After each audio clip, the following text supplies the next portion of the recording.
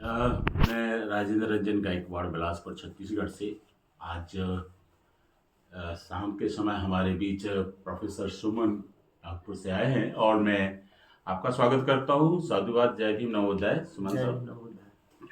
सुमन साहब, कल हमने आपको 26 जनवरी नवंबर जो है संविधान दिवस के दिन देखा, सुना और सुनने के बाद मुझे लगा कि आपके जैसा प्रखर वक्ता हिंदुस्तान में बहुत कम है। तो ये शुरुआत आपकी कहाँ से हुई? जी, इसके पीछे सबसे बड़ा कारण मैं मानूंगा जवाहरलाल नेहरू विश्वविद्यालय को। जब मैं गया वहाँ 1999 में, उससे पहले उतनी चेतना मुझ में नहीं थी, सामाजिक चेतना नहीं थी। और पढ़ाई लिखाई में मैं ठीक था, अव्वल था, अच्छा था, लेकिन सामाजिक चेतना नहीं थी। लेकिन जेएनयू में जाने के बाद वहाँ का एक संगठन था, यूनाइटेड दलित स्टूडेंट्स फोरम, यूडीएसएफ, उससे मैं जुड़ा। और शुरू में मैं ईमानदारी से कहूँ तो बिल्कुल मैं भागता रहा, मैं नहीं चाहता था जुड़ना, और मुझे आईएएस बनना था। वैसे भी बिहार से ज़्यादातर लोग दिल्ली आईएएस बनने ही जाते हैं। मूलतः बिहार से हैं? जी, मैं मूलतः बिहार से हूँ, मोतिहारी से, चंपारण जिले से। तो लेकिन उससे जुड़ने के बाद धीरे धीरे मैंने चीज़ों को समझना शुरू किया, जानना शुरू किया, पढ़ना शुरू किया। और अंदर कहीं ना कहीं चेतना थी, और उस समुदाय से होने के कारण जाहिर सी बात है कि ऐसा भी नहीं था कि मैं उतना संवेदनशील नहीं था। लेकिन फिर वहाँ जवाहरलाल नेहरू विश्वविद्यालय वो माहौल देता है कि आप तर्कवादी बन जाएं, विवेकवादी बन जाएं, और आपका दायरा, सोचने समझने का दायरा बहुत बड़ा हो जाए। और फिर दिल्ली में इतने सारे जो दलित चिंतक थे, विद्वान थे, खुद जेएनयू में भी इतने सारे लोग थे जो राष्ट्रीय स्तर के। पहले प्रेरणा स्रोत कौन थे आपके? पहला प्रेरणा स्रोत मैं तो इस संगठन को ही मानूंगा, और इस संगठन में ले जाने का श्रेय मैं राजेश पासवान जी को देना चाहता हूं, जो इस समय जेएनयू में प्रोफेसर हैं। और मैं कई बार बोलता हूं कि आपने मुझे बिगाड़ा, मैं आईएएस बनने गया था और आपने मुझे बिगाड़ दिया है जाके। तो मैं पहला जो स्रोत मैं उन्हीं को मानता हूँ। उसके बाद से जेएनयू के दूसरे professor Sukhdeo Thorat, Vimal Thorat, professor Tulsi Ram, professor Malakar sir, professor Vivek Kumar, इन सब के साथ लगातार उठना बैठना, मिलना जुलना, ये सारी चीज़ें चलती रहीं। दिल्ली में चंद्रभान प्रसाद जी हैं, फिर रतन लाल जी हैं, ये तमाम सारे लोग, इनसे बहुत कुछ सीखने को मिला। आपने रतन लाल जी का, चंद्रभान जी का, लक्ष्मण यादव जी का, प्रियंका जी का, सारे जितने आज की तारीख में ज्वलंत और चर्चित नाम है, युवा लोग हैं, मैं लगभग सबके यूट्यूब पे वीडियो देखता हूँ और उनकी जो संदेश है वो सुनता हूँ। भारत में जो परिवर्तन का दौर चल रहा है, उस दौर में युवाओं की जो भूमिका है उस पर आप रोशनी डालने का प्रयास करेंगे। देखिए, अभी अगर मैं खासतौर से बहुजन वैचारिकी की बात करूं तो युवा इसमें एक बड़ी भूमिका निभा रहे हैं, इसमें कोई संदेह नहीं है। खासतौर से जो जेएनयू से जो निकले हुए स्टूडेंट हैं, या दिल्ली विश्वविद्यालय से, और दूसरे देश के अलग विश्वविद्यालयों से जो अम्बेडकरिज्म से जुड़े हुए हैं, उसमें बहुत सारे ऐसे भी लोग हैं जो विशुद्ध रूप से राजनीति से जुड़े हुए हैं। उनका एक तरह से बहुत नकारात्मक मैं मानता हूँ कि उनका योगदान जा रहा है। लेकिन जो वैचारिकी से जुड़े हुए लोग हैं, जो पढ़ रहे हैं, जो लिख रहे हैं, जो मेहनत कर रहे हैं, जो समाज में जा रहे हैं, उनकी एक बड़ी भूमिका है। और ख़ासतौर से जो सोशल मीडिया है, उसने भी एक बड़ी भूमिका निभाई है अपनी बात को पहुँचाने तक। हम लोग भी इधर उधर जो एक राष्ट्रीय लेवल पे हम लोग जो जुड़े, उसमें सोशल मीडिया एक बड़ा कारण है। और लेकिन जो ये मैं मानता हूँ, इसके बावजूद जिस स्तर का आंदोलन उभरना चाहिए, जिस स्तर का परिवर्तन होना चाहिए जमीनी स्तर पे, वो नहीं दिख रहा है। क्योंकि अगर हम देखते हैं बोर्ड के लेवल पे, तो लगता है कि हम क्या काम कर रहे हैं और हम कुछ नहीं कर पा रहे हैं, और वो चीज़ें दे नहीं पा रहे हैं। तो ये हमारे लिए एक चिंता का विषय है। एक और बात जो विचार की है, समाज को लेकर, युवाओं को लेकर, भारत के संविधान को लेकर, आरक्षण को लेकर, उस विचार की में ये 4 अलग अलग भाग हैं।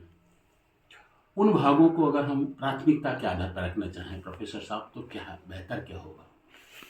देखिए, मैं मानता हूँ कि सबको हमारे जो संवैधानिक अधिकार हैं उनके बारे में जानना चाहिए। उससे भी पहले जो हमारे बहुजन महापुरुष हैं, बाबा साहब अम्बेडकर से लेके, ज्योतिबा फुले से लेके, पेरियार से लेके काशीराम साहब तक, इन सब को जानना, समझना, पढ़ना जरूरी है। सबसे पहले जो जरूरी है, मैं यही मानता हूँ। अपने आप में कोई बाबा साहब को ही पढ़ ले तो ये सारे महापुरुष बाबा साहब में समाहित हैं, तथागत भी समाहित हैं।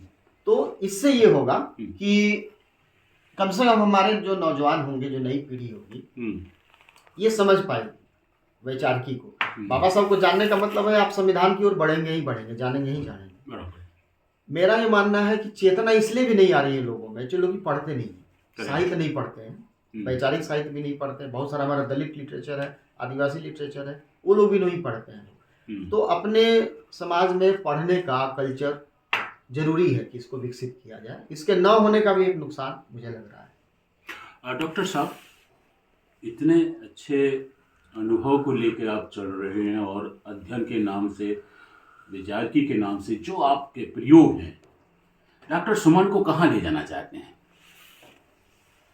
मैं ये मानता हूँ कि हमें छोटे छोटे स्तर पे मतलब जागृति का काम करने चाहिए। बहुत बड़े लेवल पे आयोजन हो और उसमें 1000 लोग आए, ठीक है, लेकिन छोटी छोटी सभाएं, छोटी छोटी मीटिंग, घरों में जो है चर्चाएं, 10 लोग के बीच में, 50 लोग के बीच में, 20 लोग के बीच में, और बच्चों को लेकर भी, किशोरों को लेकर भी, ये अगर हम बड़े स्तर पे करना शुरू करेंगे अलग अलग जगह, तो यही आगे चल के फल देगा।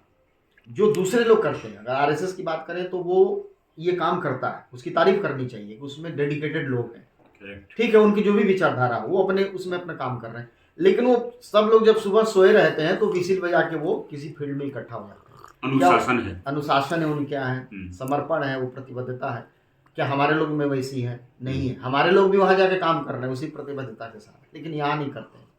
तो मैं जो निजी तौर पे समझता हूँ कि हमें पारिवारिक गोष्ठियाँ, मोहल्ले के स्तर पे गोष्ठियाँ, एक जो है इलाके को कवि सम्मेलन, काव्य गोष्ठियाँ, वैचारिक गोष्ठियाँ, ये सब करना जरूरी है। इसी से धीरे धीरे धीरे धीरे हमारी वैचारिक ताकत बनी। एक और बात जो मुझे वर्षों से मतलब सालती है डॉक्टर साहब, वो ये कि हमारे लोग पढ़ने लिखने में बहुत आगे निकल रहे हैं, नौकरी पेशा लोग भी बहुत आ रहे हैं, सेवानिवृत्त भी लोग हैं, पॉलिटिक्स में भी हैं, साहित्य में और संस्कृति का जो एक क्षेत्र है उसमें हमारे लोग नहीं हैं। उसकी वजह क्या है?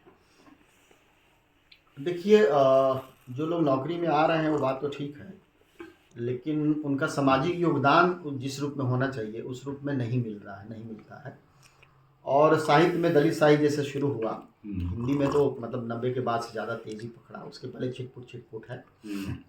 कल्चर वाली जो आपने बात की, कल्चर पे काम नहीं हुआ है, संस्कृति को लेकर काम नहीं हुआ, इसलिए लोग अम्बेडकराइट हो गए हैं, लोग बुद्धिस्ट हो गए हैं, लेकिन कल्चर दूसरे का है, उसी कल्चर को लोग ढो रहे हैं, भले ही उनकी वैचारिकी इधर है। तो कल्चर एक बहुत इंपॉर्टेंट चीज़ है, कल्चर को लेकर काम होना चाहिए।